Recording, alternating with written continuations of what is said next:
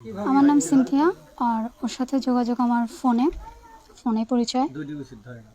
তো যেহেতু ভালোবাসার সম্পর্ক, এই জন্যই বাসা থেকে চলে আসছি। আর আমি খুলনার মেয়ে। বাসার ঠিকানা হচ্ছে খালিশপুর, বাড়ি 13 নম্বর 1, আর মানে হোল্ডিং 13/1, কিসেন্ট বাজার।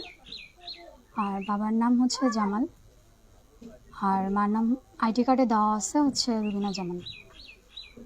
জোরে বলুন। আপনি আপনার সম্পর্কটা কি ছিল তার সাথে, বা কিভাবে আসছেন?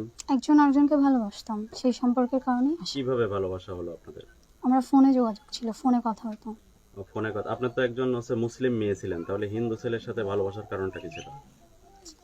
এখন কথা বলতে বলতে এখন ভালোবাসাটা তো আর আসলে এভাবে বলে কই আসে না যে আমি আসতেছি ভালো, তারপরে তুমি ধরো বা ভালোবাসা, এমনটা তো আর আসে না।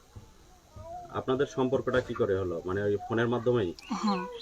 আপনি বা যে বিয়েটা যে করছেন, কেউ চাপাচাপি বা কোনো না ধরনের? না, আমাকে কোনো রকমের জোরাজুরি বা কোনো রকম চাপাচাপি কিছু হয়নি। আমি স্বেচ্ছায় আমার বাসা থেকে চলে আসছি খুলনা থেকে। আসার পরে এটা যারা ধর্মীয় গুরু তারা এই বিষয়ে ব্যাখ্যা দিতে পারবে। সামাজিকভাবে আমরা বলেছি যে সামাজিক রীতি রেওয়াজ মেনে, এর যদি বিধিবিধান মেনে একে চলতে হবে, চলতে যদি পারে তাহলে চলবে, নাহলে হবে না। আমরা যে অবস্থায় আছে এই অবস্থায় আমরা এরা গ্রহণ করিনি। আমি 8 নং ওয়ার্ডের মেম্বার মোহাম্মদ আকরাম হোসেন। আমি আজকে 6 তারিখ এখানে সাংবাদিক আসছে, সাংবাদিক আসার পর আমাকে ফোন দিল। ফোন দেওয়ার পর আমি এই জায়গায় আসলাম, রায়পুর সীমানা মিঠুর বাড়িতে। মিঠু হিন্দু, মিঠুর ছেলে একটা মেয়েকে নিয়ে আসছে।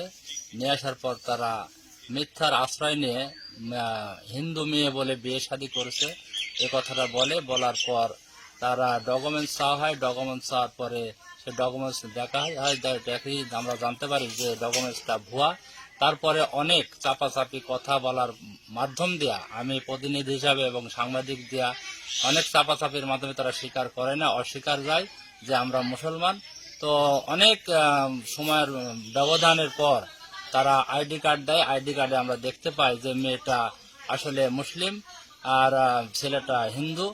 তো ঘটনাটা তারা অস্বীকার করার কারণে আমরা তাদেরকে মানে অন্য কোনো কিছু না বলে তাদের বোঝাচ্ছি যে তোমরা আসলে এরকম ধরনের কাজ করলে এলাকাবাসীকে জানালে না, জনপ্রতিনিধিকে জানালে না, গ্রাম সামাজিক বিষয়ে তাদের জানাও নাই, না জানা তারা মিথ্যার আশ্রয় নিয়ে যে এরকম ঘটনাটা ঘটাইছে।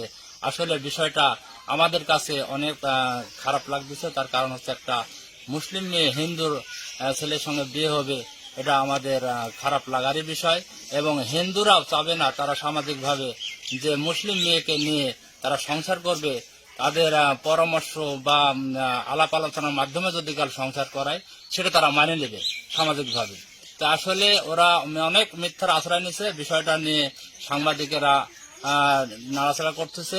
তারা মানে বিষয়টা উদ্ঘাটন করে এতক্ষণ পর্যন্ত উদ্ঘাটন করতে তাদের অনেক সময় লাগছে। উদ্ঘাটন করেছে, তারা যে কি ব্যবস্থা নেবে তাদের বিষয়। আমি জনপ্রতিনিধি হিসাবে আমি চাচ্ছি এটা আসলে আমাদের কাছে অনেক খারাপ বিষয়।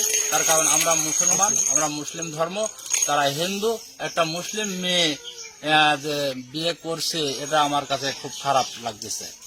তারা বিয়ে করতে পারে মানতাম, এটা আইনি দিক দিয়ে আইনি দিক দিয়ে সে মেয়ে হয়তো সাবালিকা, তারা বিয়ে করতে পারে, কিন্তু এই যে মিথ্যার আশ্রয় নিয়ে বিয়ে করাটা আমি আইন মানতে অবাধ্য। মেয়ে কোর্টে যা অ্যাফিডেভিট করছে তাদের ধর্মীয় হিন্দু সম্প্রদায় হিসাবে তারা কালী মন্দিরে বা কোনো আপনার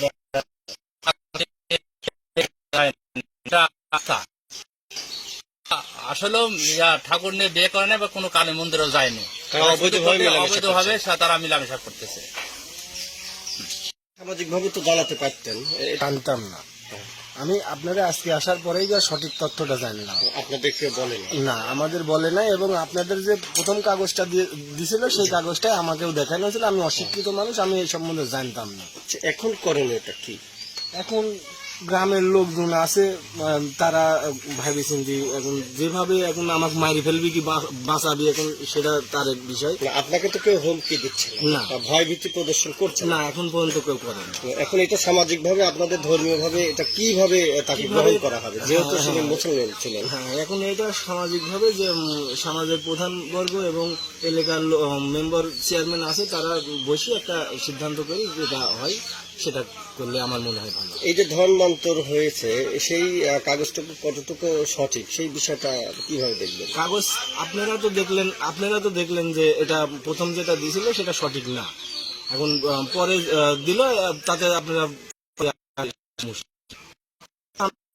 আমি এই সম্বন্ধে অতটা বুঝি না। আপনার ছেলে তো হ্যাঁ, আমার ছেলে।